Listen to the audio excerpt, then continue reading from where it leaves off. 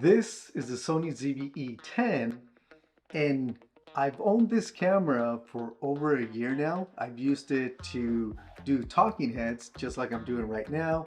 I've used it to vlog, and I've used it to do client work as well. I own a digital marketing agency that focuses primarily on video content for small business owners. And this is the camera that I've been using since I started that business. Should you still buy the Sony ZV E10 in 2023 going on to 2024? It really depends what you're going to use it for. And in my experience, I'm going to tell you exactly who it's good for and who it's not. So the first thing I want to talk to you guys about is the sensor on this particular camera. The Sony ZV E10 has an APS-C sensor, and what exactly is that, right? Because when I first purchased this camera, I didn't know what they were talking about. I just wanted to make sure, does it work? Does it record, quality video? But just to keep it simple, guys, an APS-C sensor is not a full sensor, right? A Sony a7 IV is a full sensor camera, which means that you get a bigger view on your camera versus an APS-C sensor, which is it crops in a little bit more, but you could always accessorize it with, let's say, wide lenses or a wide lens adapter. Now, when it comes to the size, this is a very small camera, guys. I'm not really one who has big hands, even though I play basketball, but this hand really fits in the palm of my hands. Look at how small this really is. And if you want, you could actually put it in your pocket. I wouldn't recommend it, but it could probably fit in your pocket if you wanted to. Now let's talk about the video quality on this particular camera. It records at 4K 30 frames per second. It can also record at 24 frames per second at 4K, but the highest it actually goes on 4K is 30 frames per second. Now, if you want to record in slow motion, you have to take it from a 4K to a 1080p, or what they call 1080 HD, which 1080 HD and 1080p, it's basically the same thing. For slow motion, you bring it down to 1080p and you record at 60 frames per second or 120 frames per second. Now, when it comes to the lens, it does come with a kit lens of a 3.5 to 5.6 16 to 50 millimeter lens, which is actually okay. It's not that bad, to be honest with you. You definitely want to get a wide lens. Now, I don't suggest buying a wide lens for the camera because those can get really expensive. Some of the wide lenses out there, I mean, you could pay over $1,000 more than the camera's actual value. So what I would do is actually purchase a wide lens adapter, and this one is only about $50 on Amazon. So right now I'm actually standing at arm's length, a little bit shorter than that. And this is just with the kit lens, with the wide lens attachment. So it takes it a little bit wider. You could just purchase the attachment, and that's good enough to start with. If that's what you're looking to do, talking heads like this is ideal for that. This is what I started with. This is the first thing I purchased, and I made about 20 to 30 videos just with this setup right here. Now, another great thing about this particular camera, based on the cost, is the fact that it does have interchangeable lenses. So that means that you could always upgrade to a better lens depending on what you're looking to do. But stay all the way to the end. I'm going to tell you a reason why this might not be the camera for you. And I had to learn this the hard way. Now, this camera is actually user-friendly. Let's talk about a little bit about what's on top of the camera. So let's talk about the first one over here, which is your zoom in and zoom out button. Now, this one here is for photography. Right next to that, the red one is used for recording video. To the left of that, I mean, it's kind of self-explanatory, is your on and off switch. To the right of that is your product view button.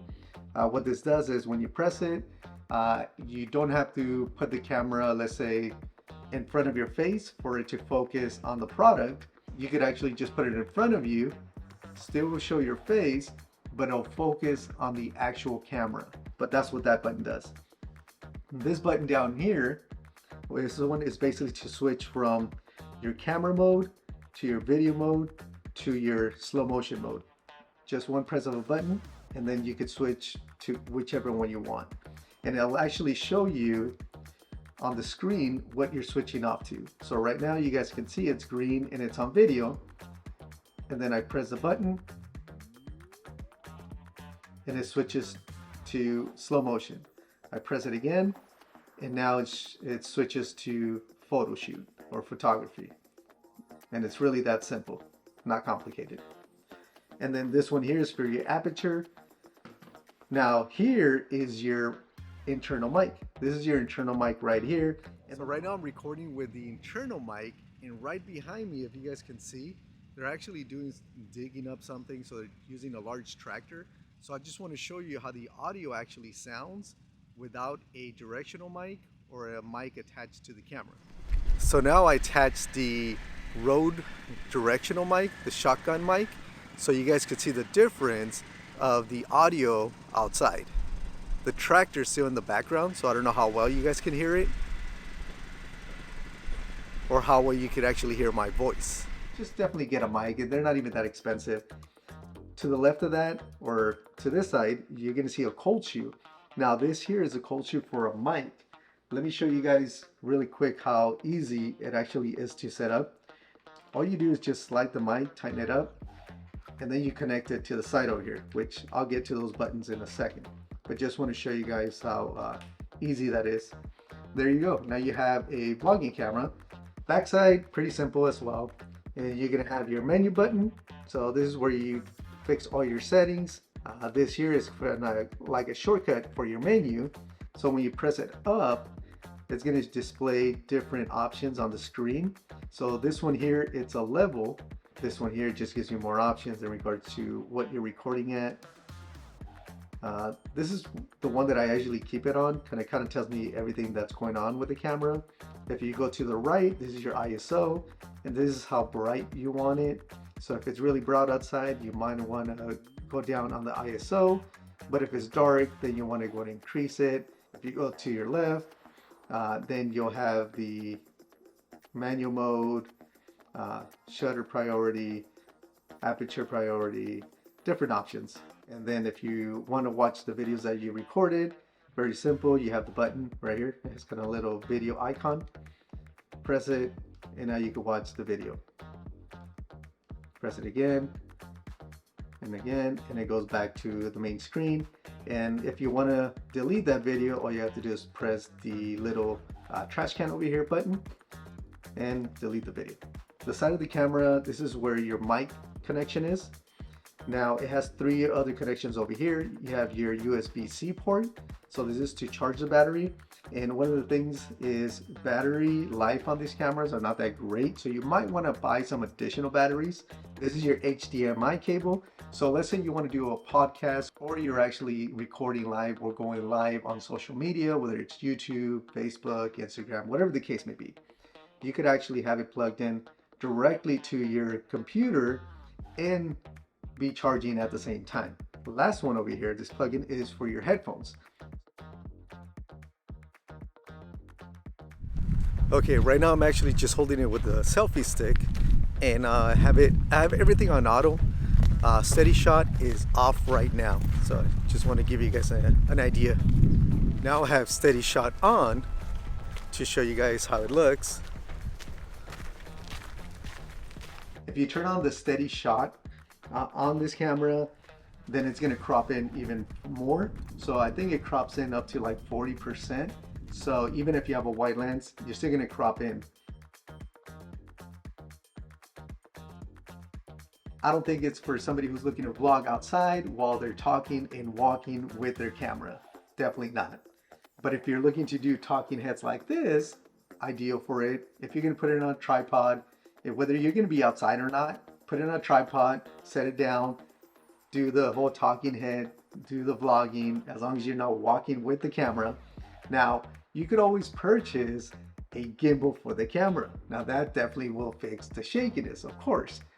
But try carrying that gimbal, and actually let me show you guys the gimbal that I have. This is the gimbal that I have. It's the Ronin RS3 Mini, and this is the one that I actually use when I do my client videos. Why? Because it definitely keeps the camera steady. But this is an additional purchase, right? You're gonna spend a few $100s to purchase a gimbal, and then you've already spent about $700 on the camera. So it starts adding up. And that's one thing that I wanted to talk to you guys about that a lot of people don't talk about. is how much you're going to end up spending trying to accessorize the camera. And for that reason, I say if you're going to commit to making videos on YouTube, social media, and you see it more than just a hobby, then I would not get the Sony ZV E10, because you're going to end up buying additional lenses, which is going to run you another $1,000. Then you want stability on it, because all of a sudden somebody goes, hey, can I hire you to record some videos? And then you got to purchase a gimbal. So then you'll be up to $2,000. And then you got to buy additional mics that are actually better. Then you're going to spend another few $100s there. So you're going to run it up to like $3,000 to accessorize this camera. So my suggestion is go with a better quality camera like the Sony a7 IV. The stability on that camera is actually really good. Let me show you guys really quick.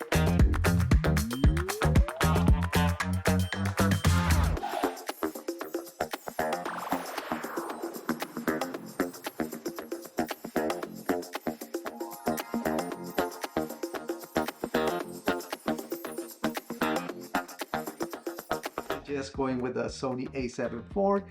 To me, that camera is pretty dang awesome. Either way, guys, thanks for watching, and I'll see you guys on the next video.